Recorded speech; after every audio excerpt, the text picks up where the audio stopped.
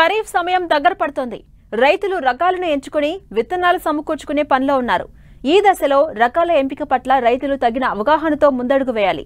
అయితే దీర్ఘకాలిక సన్న రకాలను సాగు చేసే రైతులు ఏ రకాలను ఎంచుకోవాలి, ఎలాంటి యాజమాన్య పద్ధతులు చేపడితే అధిక దిగుబడులను సాధించవచ్చని తెలియజేస్తున్నారు ప్రధాన శాస్త్రవేత్త డాక్టర్ దామోదర రాజు.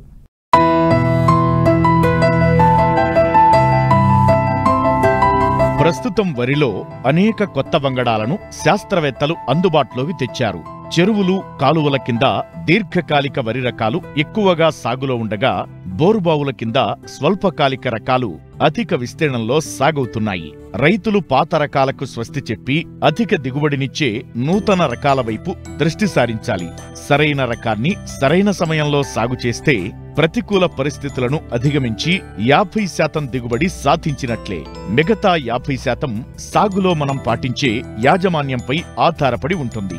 లేకపోతే ఎంచుకున్న రకం దిగుబడి సామర్థ్యం అధికంగా ఉన్నా ఆశించిన ఫలితాలు రావు. కాబట్టి రకాల ఎంపిక, సాగు చేసే సమయం, పంటకాల పరిమితి అనేవి వరి సాగులో కీలకమైన విషయాలుగా పరిగణించాలని సూచిస్తూ ఖరీఫ్కు అనువైన దీర్ఘకాలిక సన్న వరి రకాల గురించి తెలియజేస్తున్నారు ప్రధాన శాస్త్రవేత్త డాక్టర్ సిహెచ్ దామోదర్ రాజు. మే ఆఖరి వారం నుంచి మనకు వరిలో ఖరీఫ్ సీజన్ మొదలవుతుంది. రైతులందరూ మళ్ళీ ఖరీఫ్ సాగుకు సమాయత్తం అవుతున్నారు. ఇలాంటి తరుణంలో రైతులకు ఎలాంటి రకాలు ఎన్నుకోవాలి, ఏ రకం వేస్తే బాగుంటుంది, తర్వాత ఏ రకం అయితే బాగా దిగుబడి వస్తుంది, మార్కెట్లో ఏది ఎక్కువ డిమాండ్ ఉంది, ఇవన్నీ కూడా రైతులకు ఒక విధమైన కన్ఫ్యూజన్ ఉంటుంది. కాబట్టి రానున్న ఖరీఫ్ కాలంలో ఏ రకాలు ఎన్నుకుంటే మంచిది అని చూసుకున్నప్పుడు మనకు వరిలో ముఖ్యంగా 3 కాలపరిమితి గల రకాలు అందుబాటులో ఉన్నాయి. ఒకటి దీర్ఘకాలిక రకాలు, అంటే 5 నెలల్లో పంటకొచ్చేటి, అంటే 150 రోజులలో పంటకొచ్చే రకాలు.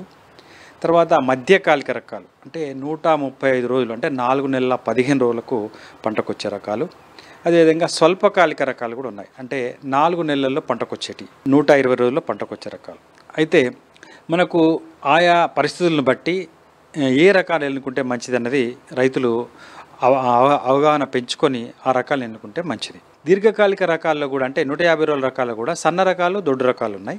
అదేవిధంగా మధ్యకాలిక రకాల్లో కూడా సన్న రకాలు, దొడ్డు రకాలు అందుబాటులో ఉన్నాయి. తర్వాత స్వల్పకాలిక రకాల్లో కూడా సన్న రకాలు, దొడ్డు రకాలు అందుబాటులో ఉన్నాయి. తర్వాత ఈ మధ్య కాలంలో బాగా అతి సన్న గింజ రకాలు కూడా మార్కెట్లో బాగా ప్రిఫరెన్స్ పెరిగింది. సో ఇవన్నీ దృష్టిలో ఉంచుకొని ఏ రకాలు రైతులకు అందుబాటులో ఉంటాయి అన్న విషయం మనం చూసినప్పుడు, ముఖ్యంగా ఖరీఫ్లో దీర్ఘకాలిక రకాల్లో సన్న రకాల్లో బాగా ఇప్పటికే ప్రాచుర్యంలో రకము సాంబా మసూరి, అదే బీపీటీ 5204. ఈ రకము బాపట్ల మసూరి అని కూడా దీన్ని అంటారు. ఈ రకము దీనికి ఎన్నో అవలక్షణాలు ఉన్నప్పటికీ, ఎన్నో ఇబ్బందులు ఉన్నప్పటికీ, దీని యొక్క అన్నం నాణ్యత, కుకింగ్ క్వాలిటీ, తర్వాత బియ్యం రికవరీ, ఈ రెండు బాగా ఉండడం వల్ల ఇంకా కూడా రైతులు ఈ రకాన్ని సాగు చేస్తూ ఉన్నారు.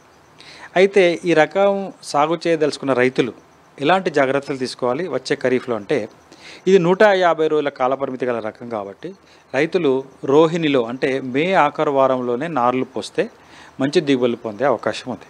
తర్వాత జూన్ మొదటి వారము, జూన్ 2వ వారం దాటి నార్లు పోస్తే ఏమవుతుందంటే, ఇది పూత సమయంలో చలి వల్ల గొలుసు పూర్తిగా బయటికి రాక, తర్వాత గింజ నల్లబడము, తర్వాత వర్షాల వల్ల ఈ రకము దిగుబడి తగ్గే అవకాశం ఉంది. తర్వాత ఈ రకానికి ఇంకొక చాలా సమస్య రైతులు ఎదుర్కొనేది ఏంటంటే, వరంగల్ ప్రాంతంలో వేసినప్పుడు ఉల్లికోడు, తర్వాత అగ్గి తెగులు, తర్వాత బిఎల్బి బ్యాక్టీరియల్ లీవ్ బ్లైట్, అంటే ఆకు ఎండు తెగులు, తర్వాత ఇంకొక ముఖ్యమైనది ఏంటంటే దోమపోటు. ఈ యొక్క అన్ని సమస్యలు ఈ రకానికి ఉన్నాయి.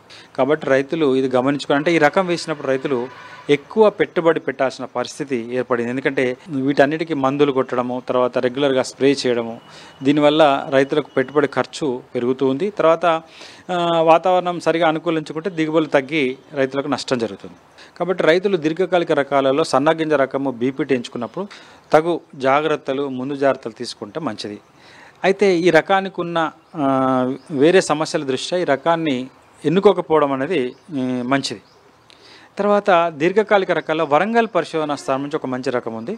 అది WGL 44 సిద్ధి అనే పేరుతో దీన్ని విడుదల చేయడం జరిగింది. ఈ రకం కూడా 140 నుంచి 145 రోజుల్లో బీపీటీ గింజనే పోలి ఉంటుంది. ఈ రకాన్ని కూడా రైతులు ఎన్నుకోవచ్చు. ముఖ్యంగా నిజామాబాద్ ప్రాంతంలో ఈ రకం ప్రాచుర్యంలో ఉంది. తర్వాత వరంగల్లో ప్రాచుర్యంలో ఉంది. ఇతర ప్రాంతాల్లో ఖమ్మం ప్రాంతంలో కూడా ప్రాచుర్యంలో ఉంది.